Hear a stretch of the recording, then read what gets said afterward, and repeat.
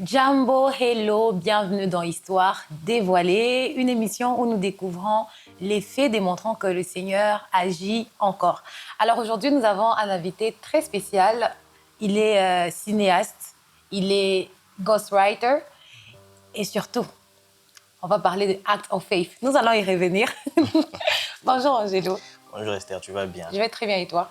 Moi de mon côté aussi, Dieu fait grâce. En tout cas, c'est un plaisir de te retrouver sur ce plateau. Alors, avant de décoller pour aujourd'hui, j'aimerais rappeler à nos téléspectateurs, comme nous l'avons annoncé sur nos différentes plateformes, la jeunesse éveillée ouvre ses grandes portes aux partenaires potentiels.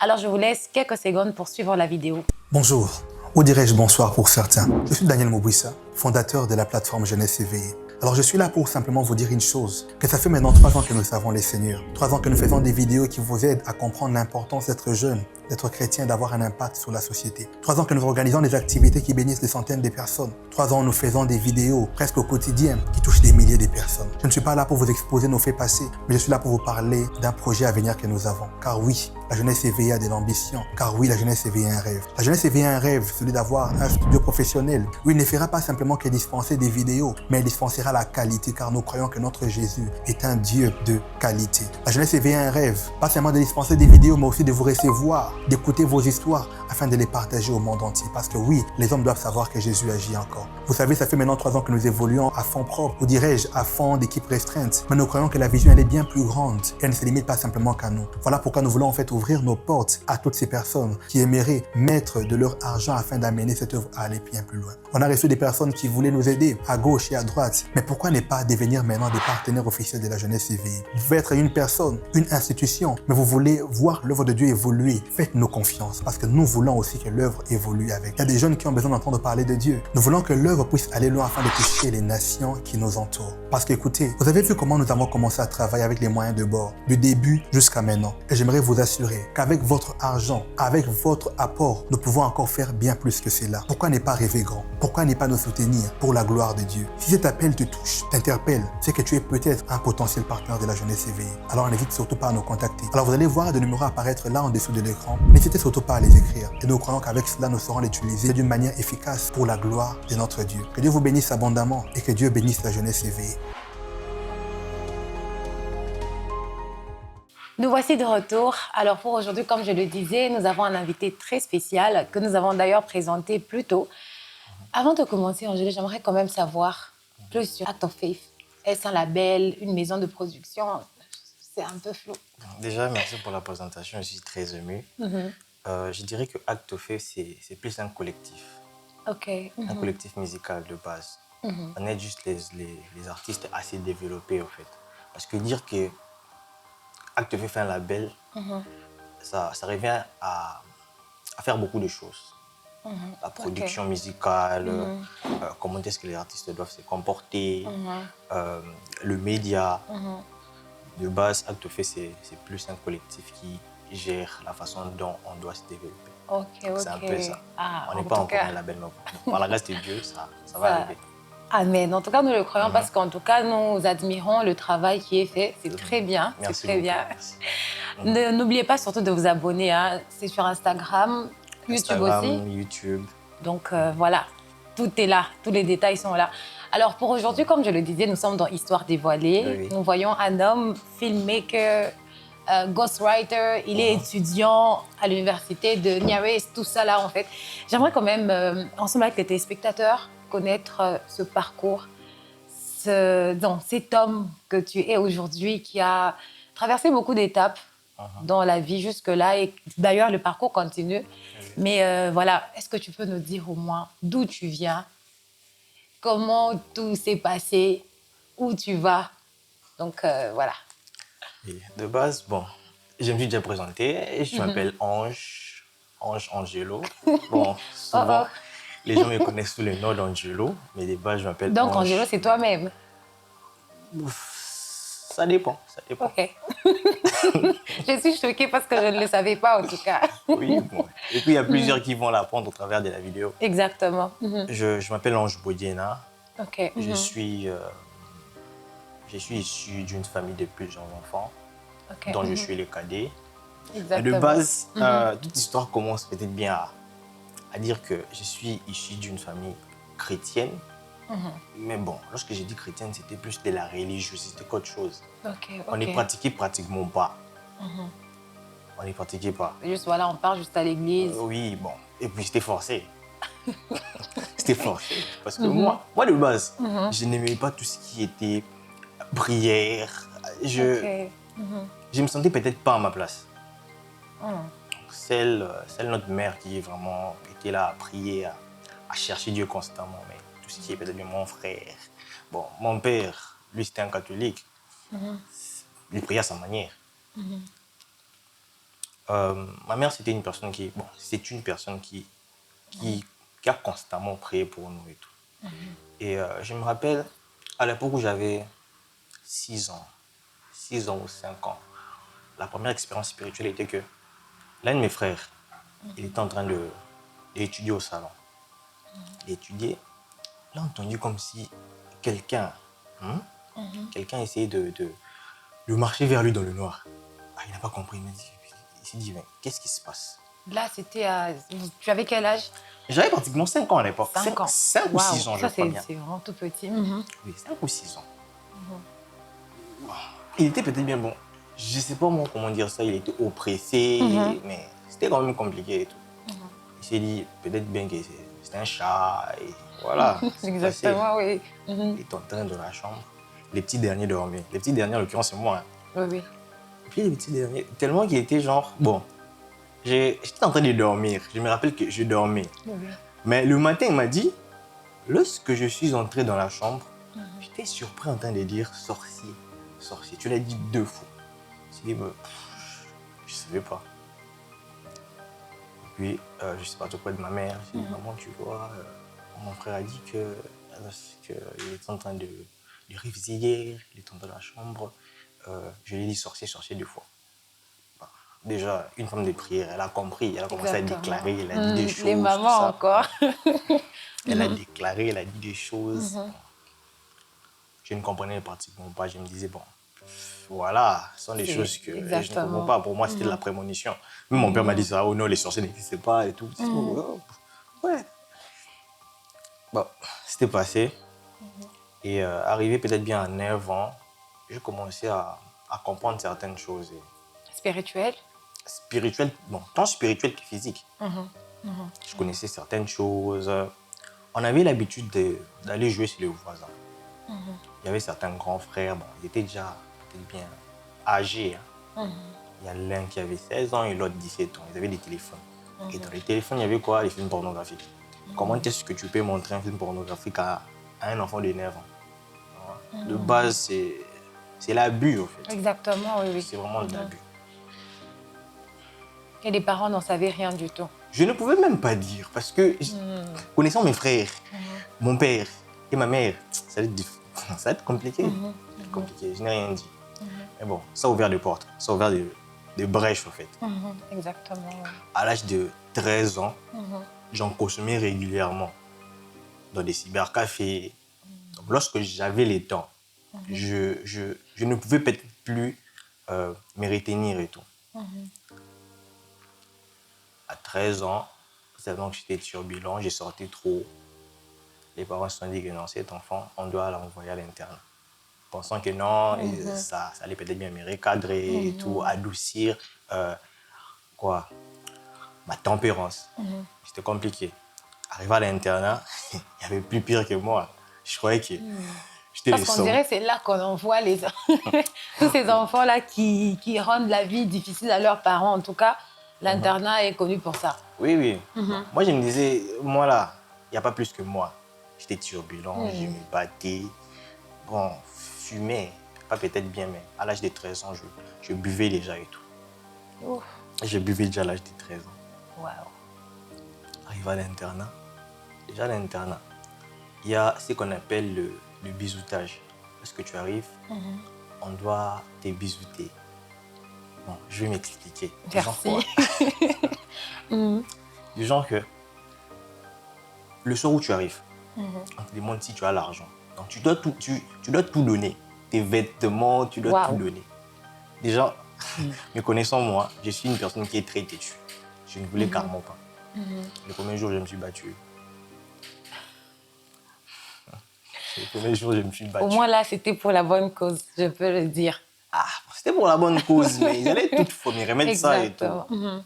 Ah, ok, c'était pas définitif. Non, c'était pas définitif. Ah, je vois. Non, là, c'était pas pour la bonne cause. Je me suis carrément battu. Ils sont appelés à la maison. Non, votre fils, le premier jour, il s'est battu. Oh. Bon, ils ont négocié. Bon, il peut carrément rester. Je suis resté. Je suis... non, j'ai commencé mon cursus scolaire de ma première année jusqu'en 6e. Mais les choses n'étaient pas comme telles. Pourquoi? À l'internat, j'ai appris à boire constamment, à fumer. Donc, Et les puis, choses se sont empirées. Waouh. je buvais, je fumais. Il y a eu ce que je peux appeler quoi? Tout ce qui était fornication, masturbation et la pornographie. Surtout ça. Donc, il y a eu ces packages-là, au fait. C'était compliqué. Ouais. Et pendant ce moment, désolée en tout cas de t'interrompre, pendant ce moment-là, c'était pas évident pour les parents. Bon, Oui, j'étais là, très hypocrite. Hein. Oh, J'étais vraiment hypocrite. Ange, le nom. Il faut savoir que Ok. j'étais très hypocrite. Il faut savoir que non, cet enfant-là, il fume, non. Mais bon, l'un de mes frères, il me connaissait très bien, il savait que non, celui-là, il fume, il boit. Parfois même, il en boîte et tout. En 5e, il y avait un ami, il avait ramené, bon, je ne sais pas comment appeler ça et tout. C'était un petit un revue pornographique et tout. Il lisait, tellement que moi j'étais dans la salle, les surveillants étaient en train de bon, comment je peux dire, de faire la ronde. Ok. Il surveillait. Il nous a surpris. Qu'est-ce que vous faites là? C'est quoi ça? Je suis vu, non, vous êtes renvoyé. Comment maintenant rentrer à la maison dire à papa et maman, m'ont envoyé parce qu'on nous a surpris en train de regarder des revues pornographiques. Waouh. C'est là maintenant, tout est juste étalé comme ça. Tu peux beau te cacher. Tu peux beau te cacher. Mais si Dieu veut comment, bon, moi je peux dire, révéler ce que tu fais au monde, il va le faire très bien. Exactement. Exactement. J'étais là, je suis rentré à la maison. Je dis, papa, maman, on m'a envoyé. Ils m'ont demandé pourquoi. Non, il y avait des revues de top modèles. Les top modèles étaient en Donc là, tu bikini. essayais un peu Oui, d'atténuer. j'ai essayé d'adoucir l'histoire. Les top modèles étaient en bikini. Bon, d'accord. Les lundis, on ira voir qu'est-ce qui s'était passé. Et puis, je vais m'expliquer avec le directeur. Oui. Lundi, mon père se présente. Il arrive là-bas et tous les directeurs lui présentent les revues. Il regarde, il reste. C'est toi. Je dis, oui, mais... Il était confus. Il dit, ça, c'est pas mon fils. Ça, c'est pas mon ange. Déjà, le nom, avec la personnalité, avec ce que tu fais, ça ne correspond pas. Rien du tout. Ça ne correspondait pas. Il était là, il était abasourdi, il m'a juste regardé, il n'a rien dit. C'était la première fois que je pousse voir mon père assez déçu. En fait. J'en ai pris conscience, je me suis dit, bon, plus jamais. Mais plus jamais quand tu ne prépares. Exactement, c'est rien. C'est rien. Ce sera juste une décision comme ça, en vain, en fait. C'est rien. Il a attendu que les vacances ne puissent s'approcher. Je suis rentré. Au lieu de garder ça pour lui, il a fait une réunion où votre petit frère, à son âge, regarde du porno. À tout le monde, donc, qui sont mes tantes, mes petites nièces. Tout le monde savait. Et là, ton image, ta réputation, même ton respect, tout a été ruiné. Tout le monde savait. Tout le monde savait. Oui. Le dimanche, ma mère m'a dit, bon, il y a moyen qu'on puisse partir à l'église. Tellement que j'avais déjà fauté. Je me suis dit, bon, pas de problème, on y va.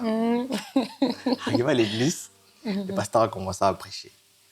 Il faut arrêter avec la pornographie et tout. Il dit, je manque ma mère.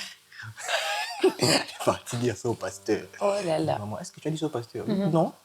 Mais tu vois. Sûrement, c'était ton message ce jour-là. Tu t'en parlais. Exactement. Tu puisses arrêter ce que tu fais. ce n'est pas bien quand on nage. Tu puisses regarder de la pornographie. Je n'étais pas éduqué comme ça. J'étais là. En fin de compte, j'ai obtenu mon diplôme avec beaucoup de difficultés. Il faut savoir sinon, que... avant cela, j'aimerais quand même savoir, tu penses que le fait que tes parents apprennent ce que tu faisais dans le secret, après beaucoup de temps, cela avait quand même allégé quelque chose de ton côté? Parce que quand tu le faisais dans le secret, tu te disais, voilà, ils ne sont pas au courant. En fait, tu n'avais même pas le courage, tu ne savais même pas qu'un jour, tu pouvais exposer cela à tes parents. Mais du moment où ils étaient au courant, tu penses que c'était un peu un avantage pour toi? Je ne sais pas comment est-ce que tu penses pendant ce moment-là. Bon, je ne Ou peux pas c'était appeler encore ça... très frustrant?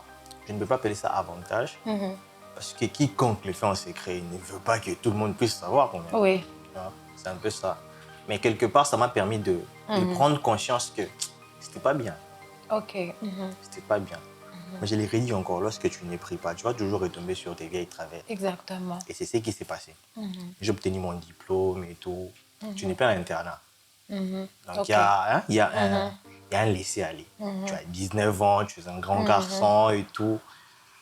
C'est la belle vie maintenant. Je suis allé à l'université. Là, c'est juste ta conscience maintenant qui doit juger. Je suis allé à l'université. Mais entre-temps, je ne priais pas.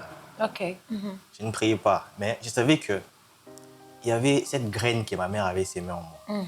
Parce que tu imagines un enfant de 6 ans avoir ces discernements-là qu'il y a des sorciers dans la maison. Exactement. D'où la toute première expérience. Oui. Voilà. Ça m'arrivait de prier ça et là, merci Seigneur et tout. Mais pas plus. Arrivé en G1, par rapport à ma vie de peut-être bien de fumeur constamment, fumeur chronique, j'ai développé cette habitude-là d'aller en boîte souvent. Avec des amis, tout ça et tout. Il suffisait que quelqu'un puisse proposer. Moi, j'étais chaud. J'étais chaud. C'est pas de là où est venu le nom Angelo? Non. Ah non, non. Il y avait des surnoms bizarres. Angelo, c'est mieux. Ok. C'est mieux. Il y a des amis qui venaient à la maison et tout. Ah, vous cherchez qui? Oh, maman, on cherche Cosby. Cosby, c'est qui? Ça me rappelle une blague quand on dit, je crois que c'était quelque part, on a dit, il y a des moments où les anges doivent venir normalement peut-être te protéger, mais toi, tu étais déjà surnommé et puis on n'arrive même pas à te retrouver. J'avais des surnoms Cosby. bizarres. J'avais des surnoms bizarres. Et bon, voilà, par la grâce de Dieu, et les choses étaient compliquées. Et, je continue sur mon récit. Oui. Arrivé à l'université, c'était compliqué. C'était compliqué. Il faut savoir déjà que mon père, il a été directeur des services académiques à l'UNIKIN. Ok. Bon, c'était connu comme quelqu'un d'assez dur. Il n'aimait pas la corruption et tout. Bon, au moment où il a arrêté de travailler, parce qu'il était déjà vieux, au moment où il a arrêté de travailler, c'est au moment où moi j'ai obtenu mon diplôme. Je suis allé à l'université et tout. Il y a un prof qui m'a demandé, tu t'appelles comment? Je m'appelle Podine. Oh, tu es le fils de tel? Ah, d'accord. Je n'ai pas réussi. Je n'ai fait qu'échouer tous. J'ai dit à mon père, mais qu'est-ce que tu as foutu là-bas? Il m'a dit, ah, c'est qui? Oh non, c'est des profs tels. Ah, je comprends, je comprends. Une fois, il a voulu faire certains trucs et je l'en ai empêché. Il dit, ah bon, c'est à cause de toi que je n'agis pas. Il dit, non, c'est pas ça. Mais je connais des gens qui vont peut-être bien t'aider, tout ça et tout. C'était compliqué. C'était vraiment compliqué. Je suis allé voir les parents. Je leur ai dit que non, moi, vraiment au pays, je ne saurais plus étudier. Entre-temps, mon frère m'a quand même conseillé, m'a dit, petit, étudie quand même, tu vois. Tu vas aller voyager, mais étudie quand même. Il dit, non. Là, c'était ton grand frère qui te prodiguait. Oui. C'est lui qui était un peu comme un appui pour toi. C'est vraiment lui. Il dit, tu peux quand même étudier, mais tu attends. Moi, je ne peux pas rester. Les choses continuaient ainsi. Je buvais, je fumais, je buvais, je fumais. Mon frère est tombé malade. Il faut savoir qu'il était anémique. Déjà, de base, les anémiques, c'est vraiment rare qu'ils vivent longtemps. Oui, ça, c'est vrai. Oui, c'est vraiment rare qu'ils vivent longtemps. Mais lui, par la grâce de Dieu, il a vécu jusqu'à 30 ans. Waouh! C'est très rare. C'est très rare. Bon, pour moi, je peux peut-être bien appeler ça un miracle. Exactement. On cherche des miracles partout, mais il y a des miracles qui sont peut-être bien devant nous. Exactement. Il a vécu jusqu'à 30 ans. Et je me rappelle, avant qu'il ne puisse mourir, il me prodiguait des conseils sur la vie en général, surtout avec les femmes, tout ça. Je ne savais pas qu'est-ce qu'il avait pris. Tu vois, il faut éviter avec les femmes, tout ça et tout. Il faut savoir comment faire les choses. À ton âge, tu dois être focus sur tes études. Il m'a dit, ah, vieille, d'accord, je comprends. Je veux le faire. Il dit, bon, tu aspires à faire quoi dans la vie? Oh, mais peut-être bien chercher l'argent, tout ce qui est film. Il s'est moqué de moi, il m'a dit. Il m'a dit, toi là, tu penses faire même un petit clip là pour quelqu'un? J'ai dit, non, un jour, je vais le faire. Un jour, mon nom sera connu, tout ça. Et tu le fais aujourd'hui. Il parle à grâce de Dieu. En tout cas, c'est très bien. Il s'est moqué de moi, il m'a dit, bon, en tout cas, je ne veux juste que je vais peut-être bien t'encourager sur ce chemin-là, mais n'oublie pas peut-être bien ton cursus scolaire et tout. Exactement. Il est tombé malade en décembre. En décembre, c'était le 20. Il est tombé malade et tout. J'ai dit, bon, sûrement le vieux, hein, vu qu'il est déjà anémique, va se rétablir assez vite. Je suis allé le voir. Il était très faible. Très faible. Il me regardait là, il n'arrivait même plus à parler. Déjà, ma mère, c'est quelqu'un de... Elle est émotive, mais elle n'arrive pas... Elle ne voulait pas que mon frère puisse peut-être bien le voir dans ces états-là. Exactement, oui, je vois. Souvent, je la surprenais dans le couloir, elle pleurait, tout ça. Ça m'a affecté et c'était pratiquement ma première fois. J'ai prié après autant d'années.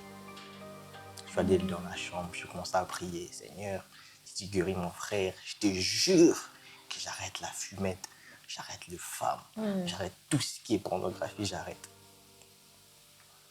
Le 25, on nous apprend que non, votre frère est décédé et tout. J'étais là, j'ai dit, ah, mais j'ai prié. J'ai prié pendant 20 minutes. Une personne qui ne prie jamais. Pendant 20 minutes. Je cherchais Dieu. Comment est-ce que tu peux me faire ça?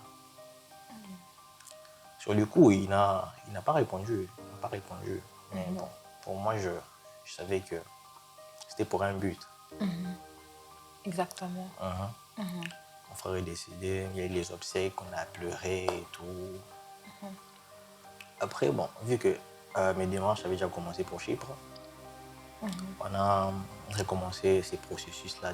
Mais bien avant cela, sa mort n'a pas eu de l'impact négatif sur toi. Tu ne t'es pas encore, disons, tu n'es pas encore allé plus bas. Ou c'était quelque chose que tu as compris, même toi-même, tu ne sais pas d'où venait la force. Tu t'es relevé, tu as compris et voilà, tu es passé à autre chose. Déjà, humainement parlant, ça a eu de l'impact. Parce que si j'ai dit que non, ça n'a pas eu de l'impact, je suis un menteur. Ça a eu de l'impact. Pourquoi? Tu perds cette personne qui est un pilier pour toi. C'est surtout ça, oui. Malgré qu'il ne priait pas trop, il avait un peu ces côtés-là protecteurs. Il te disait des choses qui font mal, mais pour t'aider. Tu t'aides exactement. Ouais. Donc alors, j'ai perdu cette personne-là. Mes parents, ça me conseillait souvent, mais pas comme tel. Voilà, parce que mon frère, c'était quelqu'un qui connaissait tout ce qui est code secret. Voilà. Tout ce qui s'est dit dans la rue, tout ça. Et puis, il était très respecté. Les gens l'aimaient beaucoup pour ce qu'il est, à cause de son cœur. Les gens l'aimaient beaucoup. Et lorsqu'il est mort, c'était comme si mon quartier avait perdu quelqu'un d'important. Il y avait tellement trop de personnes. Oh non, ton frère, c'était quelqu'un de bien. Il m'a aidé, il a fait ceci, il a fait cela. Et voir ce qu'il avait fait, c'était compliqué et tout. C'était vraiment compliqué. Les autres qui sont passés. Et je devais voyager pour Chypre. Le soir en question, mes parents ont appelé un diacre. Le diacre est venu à la maison et tout. Oh non, mais toi, je on va prier pour toi. Je dis, ah, encore ça. Je me suis mise à genoux. Mon père a commencé à déclarer des choses et tout. Ma mère a fait autant. C'était au tour du diacre. Le diacre a commencé à prier. Seigneur, j'ai prié pour cet enfant. Là où il ira, il va te servir. Je dis, mais il dit quoi? Tu ne te retrouvais pas en fait dans ces paroles-là. Mais qu'est-ce qu'il dit? Servir? Moi, servir? Ah, non. Lorsqu'il a fini, dès qu'ils ont peut-être bien fini la prière. J'ai pris mes cliquets, mes clés, je suis parti dehors. Je suis allé boire la bière et tout. On vient de prier pour toi, tu peux prendre de la bière. Et une chose encore et tout.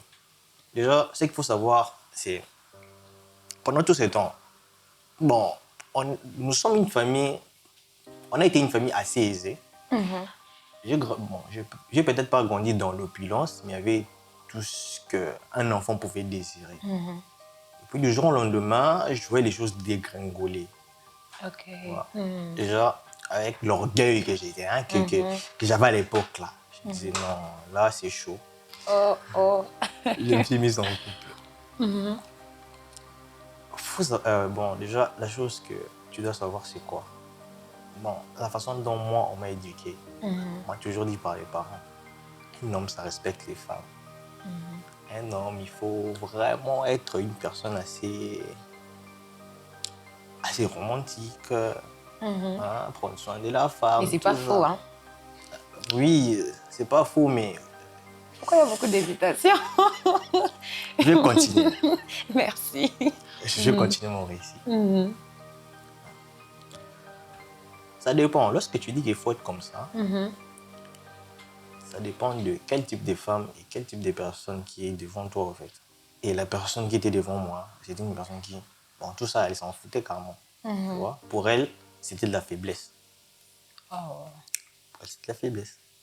Elle me trompait constamment. Oh là là. Constamment et tout. Bon, on n'était pas en Christ, mais j'avais quand même ces côtés moralisateurs de me dire que non, Angelo, tu dois faire les choses proprement, normalement. Exactement. Arrivé un 25 décembre toujours, bah, ça fait déjà une année que j'avais perdu mon frère. Et madame, elle prend le courage de me tromper ce jour-là. Oh. On était à la maison. Certains de mes frères, hein, bon, lorsque j'ai dit mes frères, les gens avec qui j'étais à l'époque, ils ont dit Angelo, c'est les 25, tu sors pas. Il dit, ah non, j'ai pas envie et tout. Bon, on sait que tu as perdu ton frère ce jour aussi. Bon, c'était les 25, n'est-ce pas? J'ai dit oui, sortons quand même. Je suis allé là-bas.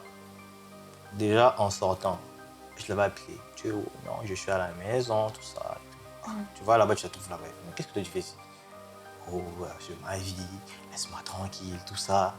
C'était où ça, en boîte?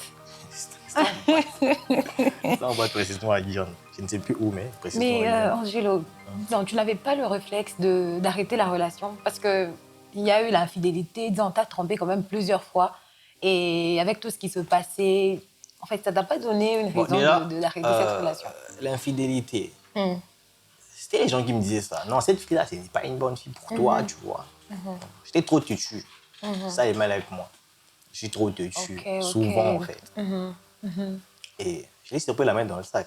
Elle était là, elle m'a dit, non, non, c'est ma vie. C'est ma vie et tout. Déjà, bon, moi de base, lorsque je vois que ça ne marche plus, je me retire. Je me suis retiré, et voilà. Et tout, bon, ce qui a causé ça, c'est quoi? Déjà de base, lorsque tu n'as pas Dieu dans ta vie, tu es emprunt à aller ça et là. Exactement. Aller ça et là. Donc, tu n'as pas de paix. Avec le recul, je dirais que j'avais trop d'insécurité. Tu vois? Peut-être bien, pas peut-être bien l'estime de soi ou quoi que ce soit, mais cet amour-là, ce n'est pas l'amour à donner à peut-être bien une personne en fait. Parce que Dieu me voulait à 100%. Ok. C'est un peu ça. Et moi, au lieu de prier, au lieu de chercher Dieu, j'étais là à me dire oh non, c'est la femme de ma vie, tout ça, tout ça. Voilà. Je m'ai trompé le 25 décembre. Je suis tombé dans une dépression extrême. Oui. Et c'était pour la toute première fois? Ou c'était déjà arrivé plus tôt? Bon, dépression, je ne sais pas, hein, mais pour te dire vrai, c'était assez différent. Assez différent pourquoi? Je me sentais mourir en fait. Je me sentais mourir déjà. Il y a la dépression, il y a des soucis. Tu as perdu quelqu'un ce jour-là, ça ne faisait qu'une année. Je me disais, moi, je n'ai peut-être pas envie de continuer à vivre en fait. Tu vois? Il vaut mieux que les choses puissent s'arrêter maintenant et tout. Ce n'était pas à cause d'elle. Non, non, non, non, exactement. Beaucoup de choses qui Non, se sont ce n'était pas vraiment à encaissées. cause d'elle. Elle a juste été le canal Exactement. qui a permis à ce que ces choses puissent arriver, en fait. À cause d'une venue à la maison et tout, non, à cause d'une femme. Non, c'est pas à cause d'une femme. C'était bien plus que ça, exactement. C'est pas à cause d'une femme. Entre-temps, au moment où j'étais arrivé, jusque ce 25 décembre-là, je faisais des vidéos et tout. Je faisais des vidéos. J'avais beaucoup d'abonnés à l'époque. Vraiment beaucoup d'abonnés. Ok. Je faisais des vidéos sur YouTube, sur Instagram et tout. Et c'était toujours le même contenu? Non, Ou c'était là, pas- maintenant, c'était mélange? C'est pas le même contenu. Quelqu'un qui ne prie pas, comment est-ce que tu peux faire le C'est même ce que contenu? je veux que tu soulignes, ok? C'est pas le même contenu. C'était quoi alors le contenu? C'était plus ce qu'on appelle communément le Vine. Le Vine. Les sketchs comiques. Ok. Certains trucs comme ça et tout. C'est ce que je faisais. Donc, j'étais déjà prêt à arrêter tout à l'époque, Ok, ok. à cause d'une relation. Après, à un moment, j'étais ah non, il faut que je puisse passer à autre chose et tout. Exactement. Je me suis repris en main et la vidéo m'a beaucoup aidé, en fait. M'a beaucoup aidé à me stabiliser émotionnellement. Je faisais mes vidéos, je continuais à faire mes vidéos et tout. Et tout. Puis une fois, un frère m'a évangélisé, il m'a dit, oh non, dans tout ce que tu fais là, es-tu heureux? Je dis non, oui, hein, ça va, ça passe. Il m'a dit, tu es sûr? Oui. Tu pries où? Je dis, non, je ne prie pas, tout ça. Il a commencé à m'évangéliser, il me parlait de Dieu, j'esquivais. Je l'esquivais comme pas possible. Mais il n'a pas arrêté. Hein. Il n'a pas arrêté, il a continué, il a continué. C'est que moi j'ai retenu, c'est quoi? La question dont tu m'as posée. Et tu heureux? Ça tournait tellement dans ma tête que lorsque je suis rentré à la maison, j'ai commencé à regarder mes vidéos de tout ce que je faisais là. Examiner. Et tu heureux, Et puis, après quelques semaines, mon compte a été banni. Wow. Juste comme ça. Wow. Juste comme ça, mon compte a été Là, banni. maintenant, les choses, je ne sais pas si tu avais l'impression que les choses commençaient maintenant à se faire. Non, automatiquement, ça ne dépendait plus de toi. Je ne sais pas si tu te rends compte. Parce que même là, ton compte, il a été banni. Ouais, il faut savoir que Dieu, moi, ma relation avec Dieu, c'est que je peux dire, il m'a toujours posé des guet-apens et tout, des pièges. Et ça a toujours été comme ça. Ok. Mon compte a été banni. Je dis, est-ce un signe? Non, je ne pense pas. Tu continuais Mais, de... Oui. Et tu Wow. je fais mes vidéos, j'ai beaucoup d'abonnés, pourquoi pas ne pas être heureux? Après un moment là, je suis retombé en dépression. Et c'est là que Dieu a commencé vraiment à me parler, au fait. Et ça s'est passé au travers d'un ami, un ami que je considère vraiment. Ok. La première fois qu'on s'est rencontrés, il a commencé directement à me parler de Dieu. Il dit, mais frère, normalement on parlait d'autre chose. Tu me parles de Dieu, pourquoi? Je suis rentré, je me suis dit, je vais commencer peut-être bien à prier et puis voir ce que ça peut donner. J'ai repris ma vie en main, bon, ma vie spirituelle. Hein. Oui. J'ai commencé à prier, j'ai commencé à chercher Dieu et voilà. Donc Dieu s'est révélé en moi. Et pendant ce moment-là, tu t'es rendu compte que, au final, c'était un vide qui ne pouvait pas être comblé par tout ce que tu pouvais chercher, je ne sais pas, les vidéos et autres. Tu as pris maintenant conscience que c'était Jésus. Il fallait que Jésus comble ce vide-là. Oui, oui. Voilà. Parce que même dans la Bible, il est écrit que gardez votre cœur plus que toute autre chose. Ce cœur-là dont Dieu parle, ce n'est pas ce cœur-là organique ou notre cœur, en fait. Tu vois? Le cœur dont Dieu parle, c'est le cœur de Dieu. Parce que de base, Dieu est amour. Donc, ça veut tout simplement dire que lorsque Dieu entre dans ta vie, il t'apporte tout ce que tu veux. Exactement. La paix, la sérénité. Tu n'es pas empreint dans tout ce qui est doute. Il change un peu ta perception de ta manière de voir les choses. Exactement. Et c'est ce qui s'est passé dans ma vie, en fait. Parce que cet amour-là, au lieu de donner ça à Dieu, je me disais non, il faut que je puisse être le meilleur homme du monde. Voilà, plaire à cette fille-là, qu'elle puisse voir que je suis sérieux. Alors que... Voilà. Voilà. Et cet ami, il m'a vraiment... Il m'a enseigné beaucoup de choses. Les rudiments de la spiritualité. Comment est-ce qu'il fallait que je puisse lire ma Bible, Des mois après, je me fais baptiser. Là, on voit maintenant le progrès. Les choses étaient... Non, c'était compliqué, mais je me disais, non, il va falloir que je puisse me faire baptiser et tout. Et puis, les parents commençaient à voir, mais cet enfant, il a complètement changé. Ma mère m'appelle, mais qu'est-ce qui se passe avec toi? Je dis, non, j'ai rencontré Jésus et tout. J'étais très zélé. J'ai rencontré Jésus, il a changé ma vie, il a fait ceci. J'ai évangélisé tout le monde. Wow. Tout le monde. Et puis bon, souvent, c'était compliqué que quelqu'un puisse m'écouter, mais j'étais trop insistant. J'ai évangélisé tout le monde et tout. Avec cette soif-là, j'ai commencé à servir aux médias. Et puis, pour servir là, bon, c'était aussi un guet-apens. Pourquoi? Il y avait un ministre qui habitait avec moi à Gonyeli. Il connaissait qui j'étais avant, en fait. Je faisais des vidéos, il m'a dit, non, toi là, il va falloir que tu puisses servir aux médias. Ah non, je ne peux pas le faire. Je ne peux pas. Non, tu dois servir aux médias. Non, je ne peux pas le faire. Après un moment, je dit, d'accord, j'ai servi aux médias. Je commence à servir aux médias et tout. Je me rappelle, c'était fort longtemps. Je ne me rappelle plus de la date. On nous a consacrés. On dit, non, à partir d'aujourd'hui, tu es le vice-président et tout. C'était pratiquement la première fois de gérer les gens. C'était pratiquement la première fois de gérer les gens. Vice-président des médias de l'Église. Oui. C'était pratiquement ma première fois de gérer les gens. Bon, moi, je me disais, bon, j'ai déjà reçu Dieu. J'ai pris tout être pour moi. J'ai déjà accompli tout ce que je devais faire. Je me suis ramolli. Je me suis dit, bon, déjà pour moi, c'était un sprint. Je suis arrivé. Je ne priais plus comme avant. Je ne cherchais plus Dieu constamment comme je le faisais avant. Je suis retombé dans mes vieilles travers. Oh là là. Il faut maintenant savoir que ce vice-président-là que j'étais, il est retombé dans tout ce qui était pornographie, masturbation. Mais tu es vice-président. Comment est-ce que tu vas le dire à ton pasteur? J'étais là perdu, j'étais seul. Exactement. Même dire ça, pas, en fait. même dire ça à cet ami-là, avec qui tu priais, ou partout, tu as besoin de prier, tu dis, bon non, lui, je ne crois pas qu'il peut le faire.